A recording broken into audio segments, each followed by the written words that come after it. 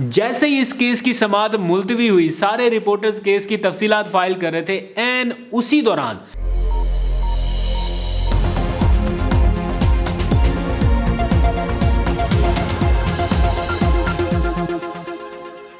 बिस्मिल्लाहिर्रहमानिर्रहीम, अस्सलाम वालेकुम। पाकिस्तान और दुनिया भर में देखने और सुनने वालों को अब्दुल कादिर का सलाम। आज का दिन पावर पॉलिटिक्स और कानूनी और आईनी एतबार से बहुत ही ज़्यादा अहम था। बहुत ज़्यादा हैपनिंग्स रही, सुप्रीम कोर्ट से लेकर हाई कोर्ट तक और फिर ज़मान पाक से लेके वज़ीर आज़म हाउस तक काफ़ी डेवलपमेंट्स हैं जो आपको बतानी है। सुप्रीम कोर्ट ने आज वाज़ेह पैगाम दिया है कि वो आइन के साथ खड़ी है, लेकिन इस दौरान सुप्रीम कोर्ट से ही कुछ ऐसी खबरें आई हैं जिन्होंने मुल्की सियासत को तकरीबन हिला कर रख दिया है। यानी सुप्रीम कोर्ट के फैसलों से पता चलेगा कि पाकिस्तान की सियासत का मुस्तकबिल क्या होगा। लेकिन कुछ खबरें ऐसी आ रही हैं जो डिस्कस करना ज़रूरी है। इस सब पर कुछ ही देर में बात करनी है, लेकिन पहले थोड़ा सा जिक्र आज की तारीख की मुनासबत से। आज 27 मार्च है और आज से ठीक 1 साल पहले इमरान खान ने आप सब लोगों को इस्लामाबाद आने का कहा और एक तारीखी जलसे के ज़रिए रजीम चेंज ऑपरेशन जो हुआ उससे मुतालिक आपको आगाह किया, आपको एतमाद में लिया और पूरी कौम को एक हो जाने का कहा। उसके बाद से कौम इकट्ठी तो हुई, लेकिन सियासी तौर पर कहीं ना कहीं तकसीम बढ़ गई और इतनी ज़्यादा बढ़ गई कि एक सियासी जमात को दूसरी सियासी जमात के वजूद तक से ख़तरा महसूस होने लगा है। ये सिचुएशन है अब तक की और पाकिस्तान की सियासत तकरीबन पॉइंट ऑफ नो रिटर्न पर खड़ी है एट द मोमेंट। जब तक मैं आपसे बात कर रहा हूँ, इसके बाद कोई डेवलपमेंट हो जाए, कोई बातचीत शुरू हो जाए तो पता नहीं है, लेकिन अभी तक पॉइंट ऑफ नो रिटर्न जैसा मामला लग रहा है। ठीक 1 साल के बाद आज पाकिस्तान में सियासी, आइनी, अदालती और समाजी निज़ाम एक तरह से बिल्कुल मफलूज होता दिखाई दे रहा है। आइन एक बार फिर अपनी बका का सवाल लेकर सुप्रीम कोर्ट के दरवाजे पर है। ख़तरा बढ़ रहा है और इसका इशारा आज इस मुल्क की सबसे बड़ी अदालत ने दिया। आज बल्कि दोनों अदालतों में अहम केसेस थे, सुप्रीम कोर्ट में भी और हाई कोर्ट में भी। बड़ी अदालत की जो कार्रवाई है बहुत अहम कार्रवाई है और ख़ास तौर पर 2 मुअज़्ज़ज़ जजेस के इख्तलाफी नोट के हवाले से जिसने इस वक्त हलचल मचाई हुई है और सारा मीडिया उसको डिस्कस कर रहा है। सबको लग रहा है कि आज के फैसले से वो कहीं ना कहीं लिंक कर रहा है, लेकिन वो कब का फैसला है और कैसे वो 2 मुअज़्ज़ज़ जजेस की ओपिनियन किसके हक़ में जा सकती है, इमरान खान के या फिर पीडीएम के हक़ में, इसके ऊपर थोड़ी सी बात करेंगे। लेकिन पहले छोटी अदालत के हवाले से जिक्र करते हैं, यानी अदालत आलिया। इस्लामाबाद हाई कोर्ट में आज मैं पूरा दिन मौजूद रहा। वहाँ चेयरमैन पीटीआई इमरान खान की अलग अलग 7 मुख्तलिफ मुकदमात में ज़मानतों का मामला था, वो पेश हुए। वहाँ पर रवायती वही गिरफ्तारियों का सिलसिला, कारकुनान की पकड़ दकड़, कोई कैदी वैन में जा रहा है तो कोई खींच के ले जाया जा रहा है, कोई उठा के लेके जा रहा है। बड़ी अजीब सी सूरत हाल थी।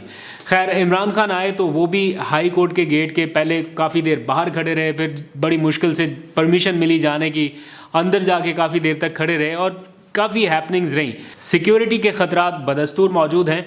इमरान खान अब अपनी बुलेट प्रूफ जैकेट पहने बिना भी घर से नहीं निकल रहे। लाहौर का मीनार पाकिस्तान जलसे में भी आपने देखा कि बुलेट प्रूफ जैकेट पहनकर वो कंटेनर के अंदर थे और आज इस्लामाबाद में भी जब वो अदालत पहुंचे तब भी बुलेट प्रूफ जैकेट पहन रखी थी।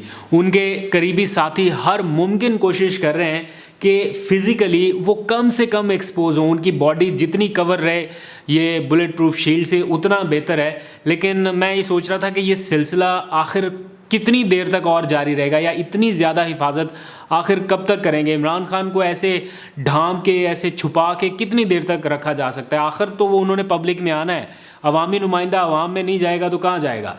तो उनके वजूद से अब जिन लोगों को ख़तरा है वो कोई मौका जाने नहीं देना चाहते और दूसरी तरफ एहतियात भी पूरी है। मैंने आखिरी बार इमरान खान साहब को 2014 के धरने में इस तरह बुलेट प्रूफ जैकेट में देखा था, जब एक वक्त ऐसा था कि जब वो कंटेनर के ऊपर फिज़िकली एक्सपोज होकर खड़े होते थे तो उन्हें एडवाइस किया गया था कि बहुत शदीद सिक्योरिटी थ्रेट है तो एहतियात करें। तब उन्होंने एक आध बार पहनी, उसके बाद नहीं। लेकिन अब दोबारा से ये सिचुएशन देखने में आ रही है। आज इस्लामाबाद हाई कोर्ट के चीफ जस्टिस ने भी कहा कि इमरान खान को सिक्योरिटी थ्रेट्स हैं और ये थ्रेट्स जेन्युइन हो सकते हैं, उनसे सिक्योरिटी लेकर गलत किया गया है। उन्होंने वफाकी हुकूमत को नोटिस जारी करते हुए कहा है कि इमरान खान पर एक मरतबा पहले भी हमला हो चुका और अदालत ने फिर उनसे पूछा कि इमरान खान अगर इस्लामाबाद में है तो यहाँ पर सिक्योरिटी देना किसकी जिम्मेदारी थी और क्या सिक्योरिटी दी गई? तो जवाब में फवाद चौधरी साहब पास बैठे हुए थे, तो उन्होंने कहा कि यहाँ सिक्योरिटी वजारत दाखिला ने देनी है, लेकिन वज़ीर दाखिला का जो बयान है वो तो आपने देख ही लिया। मुअज़्ज़ज़ जज को मुखातिब करते हुए उन्होंने कहा, जिस पर अदालत ने रिमार्क्स दिए कि हमारे पास आज ही एक पिटीशन आई है इस हवाले से, उसे कल सुनेंगे। यानी इमरान खान साहब ने राना सनाउल्लाह के बयान पर एक पिटीशन फाइल किया है जिसमें नोटिस लेने का कहा गया है मुअज़्ज़ज़ चीफ जस्टिस को। तो वो उन्होंने कहा कि हमारे पास पिटीशन आ गई है, इस पर हम कल समाअत करेंगे। तो कल जब अदालत खुलेगी तो गालिबन इस केस की समाअत भी होगी। खैर, आगे बढ़ते हैं, बात करते हैं बड़ी अदालत की। सुप्रीम कोर्ट ऑफ पाकिस्तान से आने वाली कुछ ऐसी खबरें जिसके गिर्द पाकिस्तान के मुस्तकबिल का पूरा सियासी मंजरनामा घूम रहा है। सुप्रीम कोर्ट में पंजाब और खैबर पख्तूनख्वा में इंतखाबात के इल्तवा के हवाले से जो इमरान खान साहब की दरख्वास्त थी, जो उन्होंने एक आध दिन पहले जमा कराई थी, उस पर आज समाअत हुई है। आज ही बेंच बना और आज ही उस केस की समाअत भी होगी। इससे ये वाज़ेह हुआ कि सुप्रीम कोर्ट इस मामले में ज़्यादा ताख़ीर नहीं चाहती। और अब से कुछ देर पहले इस आज की जो समाअत हुई है उसका हुक्मनामा जारी हो चुका है, जो आज के दिन की कार्रवाई हुई है। मैं मुख्तसर आपको बताता हूँ, फिर चीफ जस्टिस के रिमार्क्स और बाकी जो अदालत में हुआ उस पर बात कर रहे हैं। आज के अदालती फैसले में कहा गया है कि इंतखाबात में ताख़ीर शहरियों के बुनियादी आइनी हकूक़ मुतासर करने के मुतरादिफ है और बर वक्त साफ शफाफ इंतखाबात कराना जमहूरी हुकूमत के लिए इंतहाई अहम और इलेक्शन कमीशन ऑफ पाकिस्तान की जिम्मेदारी है। और साथ ही इलेक्शन कमीशन से कहा गया है कि वो कल सुबह 11 बजे तक दरख्वास्त में उठाए जाने वाले तमाम सवालों के जवाब लेकर यहाँ अदालत में पेश हों। इससे कबल जब समाअत हो रही थी तो उस वक्त चीफ जस्टिस उमर अता बंदयाल ने कुछ रिमार्क्स दिए। सबसे अहम सवाल ये किया कि क्या इलेक्शन कमीशन सदर मुमलिकत की जानिब से दी जाने वाली तारीख को बदल सकता है? ये पहली बार हुआ है कि इलेक्शन कमीशन ने सदर की दी हुई तारीख को बदला हो। उन्होंने कहा कि क्या इंतखाबात में इल्तवा से फिर निगरान हुकूमत की मुद्दत में तोसी नहीं हो जाएगी, जो कि फिर आइनी और कानूनी तो नहीं है। जब इंतखाबात ही इल्तवा का शिकार हो जाएंगे तो फिर ज़ाहिर बात है वहाँ पंजाब में निगरान हुकूमत भी ज़्यादा देर तक चलेगी। तो क्या इसकी आइनी कानूनी गुंजाइश मौजूद है? जस्टिस एजाजुल एहसन ने एक बड़ा अहम नुक्ता उठाया कि पहले इलेक्शन कमीशन कह रहा था कि हम तारीख नहीं दे सकते, कभी गवर्नर के ऊपर मामला डाला जा रहा था, कभी किसी के ऊपर, कभी सदर के पास गए तो कभी किधर। तो अब जब इल्तवा का मौका आया तो अब इलेक्शन कमीशन ने खुद पोलिंग की नई तारीख दे दी कि 8 अक्टूबर को इलेक्शन कराए जाएंगे। क्या इलेक्शन कमीशन अपने ही मौक़िफ़ के उलट नहीं जा रहा या उसमें तजाद नहीं है? फिर जस्टिस जमाल मंदोखेल ने पीटीआई के वकील से ये पूछा कि आप बताएं सुप्रीम कोर्ट से आप क्या चाहते हैं, जिस पर पीटीआई के वकील जो बैरिस्टर अली ज़फ़र थे उन्होंने एक जवाब दिया कि हम सिर्फ ये चाहते हैं कि सुप्रीम कोर्ट आइन और अपने हुक्म पर अमल दरामद कराए, दैट्स इट। अगर आज फंड्स ना होने की वजह मान ली गई कि फंड्स नहीं है, इलेक्शन नहीं कराते, फिर तो पाकिस्तान में कभी भी इलेक्शन ना हो, फिर तो जो भी हुकूमत आए वो कहे हमारे पास फंड नहीं है, हम इलेक्शन नहीं कराते, तो फिर क्या करेंगे? तो ये प्रेसिडेंट सेट नहीं होना चाहिए। इस मौके पर चीफ जस्टिस ने कहा कि हम ये केस जल्द निपटाना चाहते हैं, इसलिए इलेक्शन कमीशन के वकील अपनी पूरी तैयारी करके इन तमाम सवालों के जवाब लेकर कल 11:30 बजे तक अदालत में पेश हों। जैसे ही इस केस की समाअत मुलतवी हुई, सारे रिपोर्टर्स केस की तफसीलात फाइल कर रहे थे। एन उसी दौरान चीफ जस्टिस के इंतखाबात से मुतालिक लिए गए आज खुद नोटिस केस में शामिल 2 मुअज़्ज़ज़ जजेस ने अपना इख्तलाफी नोट जारी कर दिया। ये आज के केस से मुतालिक नहीं था, मतलब कहीं ना कहीं लिंक तो करता है, उसका तसलसल तो है, लेकिन आज के केस की कार्रवाई के हवाले से नहीं था। आज का केस तो खालिस्तन पीटीआई की दरख्वास्त पर सुना जा रहा था जो उन्होंने इमरान खान ने फाइल की थी। लेकिन आज जो मुअज़्ज़ज़ जजेस ने अपना इख्तलाफी नोट जारी किया या उसका फ़ैसला जारी किया है वो चीफ जस्टिस के उस दिन लिए गए आज खुद नोटिस केस के हवाले से था, जिसमें 9 रुकनी बेंच बना था, फिर बाद में वो बेंच टूट भी गया था। उस केस में जिन जजेस ने इख्तलाफ किया था उन्होंने वो इख्तलाफी नोट या वो अपना एक तहरीरी फ़ैसला समझ लीजिए वो आज जारी किया। यानी जो 5 रुकनी बेंच था उसका 3 अरकान का अक्सरियती फ़ैसला तो चीफ जस्टिस की सरबराही में ऑलरेडी जारी हो चुका था ना कि 90 दिन के अंदर इंतखाबात होने हैं। लेकिन जो 2 जजेस जिन्होंने उस वक्त इख्तलाफ किया था उन्होंने अपना इख्तलाफी नोट का फ़ैसला आज जारी किया है, तो उससे फ़र्क कोई नहीं पड़ता।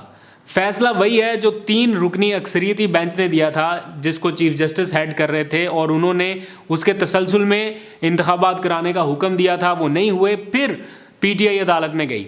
तो आज जो मुअज़्ज़ज़ जजेस ने अपना नोट जारी किया 2 जजेस ने, उन्होंने सूबाई असम्बलियों के इलेक्शन से मुतालिक अज खुद नोटिस केस की दरखास्तें मुस्तरद की हैं। लेकिन इन दोनों जजेस, जिनमें जस्टिस मंसूर अली शाह है और जस्टिस जमाल मंदुखेल हैं, उन्होंने अपने आज के इख्तलाफी नोट में कहा है कि चीफ जस्टिस के अज खुद नोटिस लेने के इख्तियार को रेगुलेट करने की ज़रूरत है।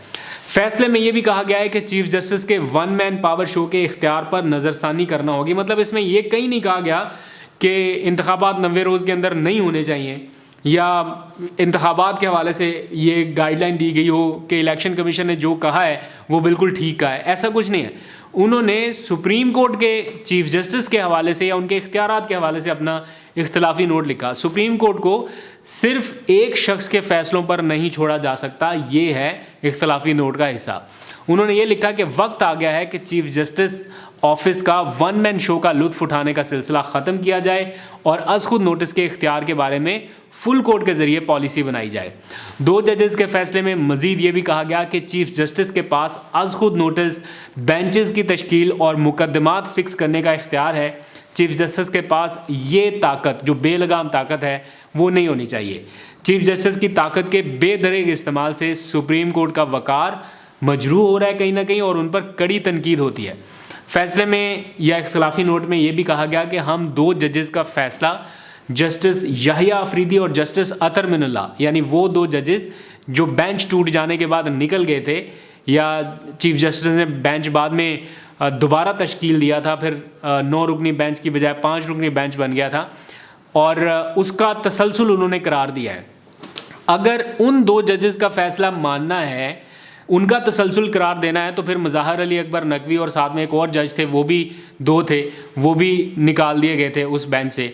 तो एक साइड से 2 निकल गए, दूसरी साइड से 2 निकल गए, तो 4 तो वैसे ही निकल गए, तो पीछे रह गए 5।